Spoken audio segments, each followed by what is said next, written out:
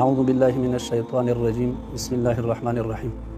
دا خبرې زما ډېرې په غور او ډېر په سوچ او فکر سره واورئ. که چاته د ښځې نه ټینشن وي یا کومې ښځې ته د خاوند نه ټینشن وي نو د هغې علاج څه دی؟ نو که د چا ښځه بد اخلاقه وي، نشوزه وي، ناشیزه وي، نو هغه ته پکار ده چې هغه لوط علیه السلام باندې سوچ وکړي. الله پاک فرمایي فانجیناه ومن معه، نجات ورکړه الله وایي موږ لوط علیه السلام ته واهله او اهل د ده ته الا امرأته، مگر ښځه ده چې واغلة المنافقه منافقه قدرناها من الغابرین، یعنی قدرنا علیها من الغابرین، مقرر کړې او اندازه کړې موږ په هغې باندې چې دا به د وروسته پاتې کېدونکي. مګر د چا ښځه ډېره نافرمانه وي په دې باندې سوچ وکړي چې لوط علیه السلام د خدای پیغمبر و، چې پیغمبر ته دومره لوی سردردی راغلی او هغه پرې صبر وکړي، موت هغه څنګه. که د کومې ښځې خاوند چې وي نافرمانه، هغه د فرعون ته سوچ وکړي.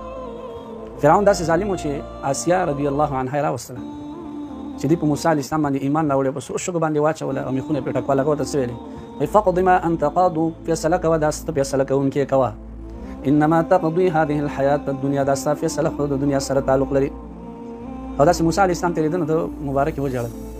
قالت له ویل رب ابن لي عندك بيتا في الجنة ونجني من فرعون وعمله ونجني من القوم الظالمين. یا الله خپل خوا کې راته کور جوړ کړه. رب ابن لي عندك بيتا، د ځان سره الله کور راته جوړ کړه په الجنة، په جنت کې، ونجني من فرعون، خدای د فرعون د مجلس او صحبت نه نور ما ته امن راکړه او دې ظالمانو نه مې خلاص کړه. هغه مبارکه په دې تکلیفونو کې وفات شو.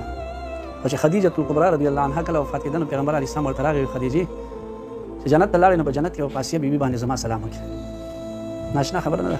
که د کومې ښځې خاوند نافرمان نو فرعون ته دې وګوري، څومره لوی نافرمان او مؤمنانو ته په دې کې یو لوی سبق پروت دی، هغې ته دې وګوري. که یو سړی د ورونو نه تنګي ورونو نو د یوسف علیه السلام غوندې حسن او کواره.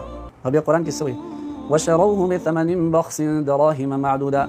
وشرو دلته شرا په معنا د اشترا سره دوه ترجمې شي. یا خدا ده چې هغه مشکي چې کوم یو د هغه سره قافله وه، وشروه نو هغوی واخیستلي یوسف علیه السلام لره بثمن بخس، په ناچله روپو. نقص بخس معنا ناقص حرام روپو، چې دوی میاشت د حرامې دي وایغست. او یا شرا په معنا د خر سره چې واخلي، وشروه د ورونو خرڅ کړه یوسف علیه السلام بثمن بخس دراهم معدوده، په معلومو پیسو ناچلو حرامو باندې خرڅ کړه، دوی میاشت د حرامې دي. یا 20 روپۍ یا 22 روپۍ یا 13 درهم په دې باندې یوسف علیه السلام خرڅ کړه. عقیده هم دا وه چې دا ظلم. او هغه یوسف چې د خدای تعالی پیغمبر دی، جبرائیل علیه السلام د منتها نه ورپسې د 600 وزرې کلاوۍ کوهي ته ځان نه رسوي، ورونو کوهي کې وغورځوه. نو په دې دې سوچ وکړي د یو چا ورور نافرمان په دې دې سوچ وکړي. که د یو سړي زوی نافرمان یې، زه خو ورته یم چې ځان ته د نوح علیه السلام را یاد کړي. نوح علیه السلام 900 کاله صرف دعوت کړی او 50 کاله نور عمر، نو 1050 کاله عمر یې لره. او د زوی ته یې څه ویل په دعوت کې؟ ورته وایي چې کله کښتۍ راغلې نو د زوی داسې یو کوټه ځان ته جوړه کړې وه چې هغه به د شیشو او اوبو کې هم ډوبېده راډوبېده، پروا یې نه کوه. ورته یې آواز وکړه ونادى نوح ابنه وكان في معزل يا بني اركب معنا ولا تكن مع الكافرين. یا بني یا بچي، ونادى نوح ابنه، نوح علیه السلام آواز وکړه بچي ته. څه ورته ویل؟ یا بني اركب معنا، یا بچوړیا موږ سره سور شه په دې کښتۍ کې. وكان في معزل، او دا زوی په معزل کې، معزل معنا اړخ یو، عن دینه عن دین ابيه، د خپل پلار په دین باندې نه تلل، یا عن دینه عن السفینة، د کښتۍ نه په یو اړخ یو. نو هغه ورته وایي زه خو به بس کافرانو سره مه ځه. دا ورته څه وایي؟ قال سآوي الى جبل يعصمني من الماء، زر دی چې زه به دې غره ته وخېږم، دا به پناه راکړي. هغې ورته ویل نن ورځ پناه نشته، دې راوخېږه.